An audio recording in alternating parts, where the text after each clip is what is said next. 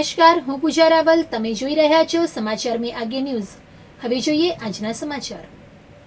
મહેસાણા જિલ્લાના જનપ્રતિનિધિઓની ઉપસ્થિતિમાં જિલ્લા કક્ષાના જન ઔષધિ દિવસની ઉજવણી કરવામાં આવી હતી. જન ઔષધિ કેન્દ્ર એપોલો એન્કલેવ મઢેરા ચોકડી ખાતે યોજાયેલા કાર્યક્રમમાં રાજ્યસભાના સાંસદ શ્રી મયંકભાઈ નાયક અને લોકસભાના સાંસદ શ્રી હરિભાઈ પટેલ તેમજ જિલ્લા પંચાયત પ્રમુખ શ્રી તૃષાબેન પટેલની ઉપસ્થિતિમાં જન ઔષધિ દિવસની ઉજવણી કરવામાં આવી હતી. મહેસાણા જિલ્લામાં જ 19 જન ઔષધિ કેન્દ્રો છે, જેનો વધારેમાં વધારે લાભ લઈને મોંઘી દવાઓ સસ્તા દરે લેવા માટે જનપ્રતિનિધિઓને અનુરોધ કર્યો હતો. તેમજ જનપ્રતિનિધિઓએ રોજબરોજની દવા લેનારાઓને જન ઔષધિ કેન્દ્રમાંથી દવાઓ લેવા ખાસ અનુરોધ કર્યો હતો.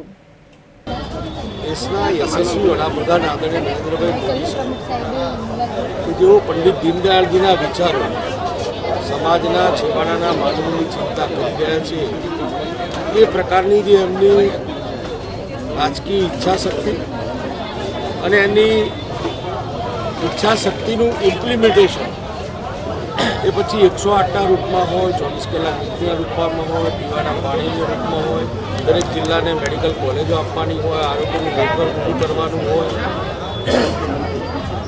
80 કરોડ લોકોને મફત અનાજ આપવાનું હોય, જનધન યોજના હોય, ગરીબોને બેંકમાં એકાઉન્ટ ખોલાવવાનું, એ જ શૃંખલામાં સામાન્ય ભારતીય નાગરિકને કેવી રીતે ઓછામાં ઓછા સસ્તામાં સસ્તા ભાવે દવા મળી રહે અને જનઔષધિ કેન્દ્રોની મારફતે જે કન્ટેન્ટ જોઈએ જે સમયે આરોગ્યના ટ્રીટમેન્ટમાં એ જ કન્ટેન્ટની દવાઓ સસ્તા ભાવે કેવી રીતે મળી રહે એ માટેના પ્રયાસો અને મોદી સાહેબની સરકારે શરૂ કરેલા અને છેલ્લા 7 વર્ષથી પ્રજા વચ્ચે જઈ અને 30,000 કરોડ કરતાં પણ વધારે રૂપિયાની બચાવ ભારતના નાગરિકોનો ઔષધિના ખરીદ અને વેચાણના લીધે થયો છે. માન્ય યશસ્વી વડાપ્રધાન માન્ય શ્રી નરેન્દ્રભાઈ મોદી સાહેબના નેતૃત્વમાં 2014થી 7 માર્ચના રોજ શરૂ થયેલી આ જન ઔષધિ કેન્દ્રોની યાત્રા આજે ઘણા લાંબા સમયની યાત્રા પછી આજે સુખદ પરિણામો આપણને જાણવા મળે છે અને આ પ્રચાર અર્થે આજનો આ કાર્યક્રમ હતો. આ જન ઔષધિ કેન્દ્રો અત્યારે દેશમાં 15,000 જેટલા આઉટલેટ છે. હજી પણ ભારત સરકારે આવનારા સમયમાં દર વર્ષે 5,000 આઉટલેટ વધારીને આવનારા 2 વર્ષમાં 10,000 જેટલા આઉટલેટ બધા વચ્ચે ટોટલ 25,000 જેટલા આઉટલેટ કેન્દ્રો ભારતમાં થશે. લોકોને 50થી 80% સસ્તા દરે દવાઓ પણ મળી રહી છે. આ દવાઓ છેલ્લા 10 વર્ષમાં લોકોને 30,000 કરોડ જેટલો બેનિફિટ લોકોને આ દવાઓમાં જે સસ્તા દરે દવા મળી છે એનો લાભ પણ થયેલો છે.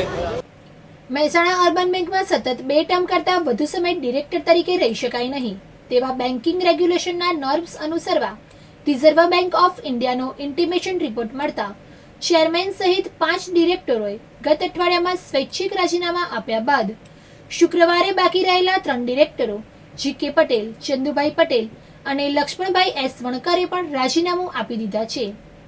નોંધનીય છે કે 5-5 વર્ષની 2 ટર્મ કરતાં વધુ સમય ડિરેક્ટર તરીકે રહી શકાય નહીં તેવા બેન્કિંગ રેગ્યુલેશન અનુસરવા જરૂરી છે, નહીં તો બેંકની મોટી પેનલ્ટી આવી શકે તેમ હોય રાજીનામા પડ્યા છે.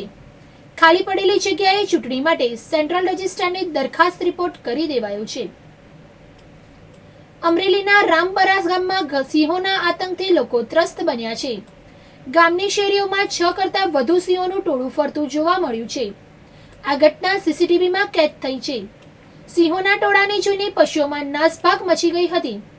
સિંહે એક નાના પશુનો શિકાર કર્યો હતો, જ્યારે અન્ય પશુઓ જીવ બચાવીને ભાગી ગયા હતા.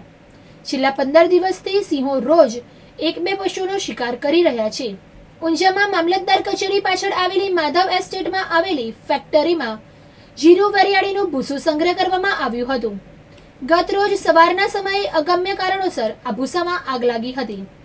આગની જાણ થતાં જ ઊંઝા નગરપાલિકાની ફાયર ફાઇટર ટીમ તાત્કાલિક ઘટના સ્થળે પહોંચી ગઈ હતી. ફાયર વિભાગના હિતેન્દ્ર સોલંકી, આકાશ યોગી અને સુહાસી સમયસર કામગીરી કરીને આગને કાબૂમાં લીધી હતી. આ આગમાં લગભગ 150 બોરી ભૂસું અને વાયરિંગ મીટર બળીને ખાખ થઈ ગયા હતા. પ્રાથમિક આકારણી મુજબ આ આગમાં અંદાજે ₹3 લાખનું નુકસાન થયું છે. ગાંધીનગરના લીંબડિયા નર્મદા કેનાલ પાસે નેશનલ હાઈવે પર ગંભીર અકસ્માત સર્જાયો છે. એક એસયુવી કારે એક્ટિવાને પાછળથી ટક્કર મારતા 2 યુવકોના મોત નીપજ્યા છે. મૃતક યુવકોની ઓળખ ઉમેશ મીણા અને કિશોરભાઈ નાનજીભાઈ ધાંધલિયા તરીકે થઈ છે. બંને યુવકો ઠક્કર ખમણ હાઉસમાં નોકરી કરતા હતા. તેઓ હિંમતનગર ખાતે નવી દુકાનના ઉદ્ઘાટન કાર્યક્રમમાં હાજરી આપીને એક્ટિવા પર પરત ફરી રહ્યા હતા. તે દરમિયાન પૂર ઝડપે આવતી એસયુવી કારે એક્ટિવાને પાછળથી ટક્કર મારી હતી. અકસ્માતની તીવ્રતા એટલી હતી કે કાર પણ પલટી ખાઈ ગઈ હતી. કારમાં સવાર લોકો વાહન મૂકીને ફરાર થઈ ગયા હતા. પોલીસના મતે કારમાં સવાર લોકોને પણ ઈજાઓ થઈ હોવાની શક્યતા છે. ડભોડા પોલીસે ઘટના સ્થળે પહોંચી બંને યુવકોને ગાંધીનગર સિવિલ હોસ્પિટલમાં ખસેડ્યા હતા, જ્યાં ફરજ પરના તબીબે બંનેને મૃત જાહેર કર્યા હતા. પોલીસે આ મામલે ગુનો નોંધી ફરાર થયેલા કાર ચાલકની શોધખોળ શરૂ કરી છે. બનાસકાંઠા લોકલ ક્રાઇમ બ્રાન્ચે પ્રાઇવેટ લક્ઝરી બસમાં બનાવેલા ચોરખાનામાંથી 47,520 રૂપિયાની કિંમતની 432 વિદેશી દારૂની બોટલો જપ્ત કરી છે. બોર્ડર રેન્જ ભુજના આઈજીપી ચિરાગ કોરડિયા અને બનાસકાંઠા એસપી અક્ષયરાજ મકવાણાની સૂચના મુજબ આ કાર્યવાહી કરવામાં આવી હતી.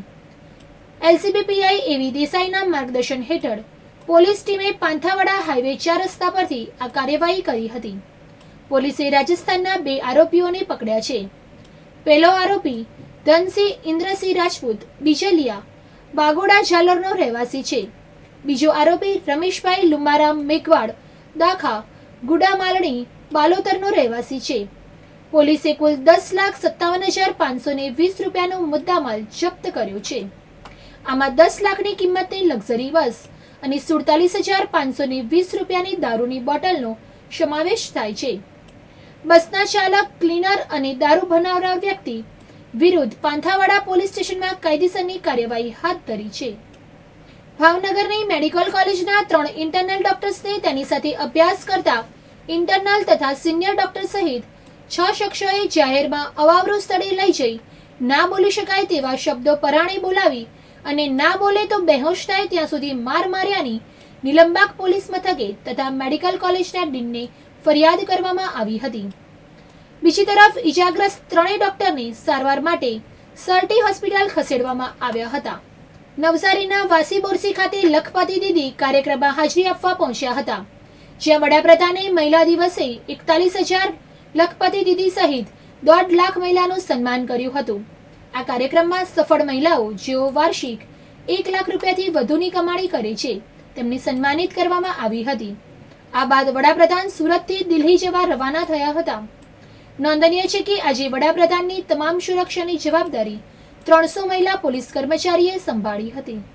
મહેસાણાના મેવડ ગામના કિસાન ભારતી એજ્યુકેશન કેમ્પસમાં આવેલા CSR તાલીમ કેન્દ્રમાં આંતરરાષ્ટ્રીય મહિલા દિવસની ઉજવણી કરવામાં આવી હતી.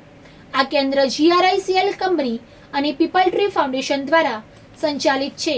કાર્યક્રમમાં મુખ્ય અતિથિ તરીકે મહેસાણા જિલ્લા કોર્ટના ઓડિશનલ પબ્લિક પ્રોસિક્યુટર અને આસિસ્ટન્ટ ગવર્નમેન્ટ પ્લીડર રેખાબેન જોશી ઉપસ્થિત રહ્યા હતા.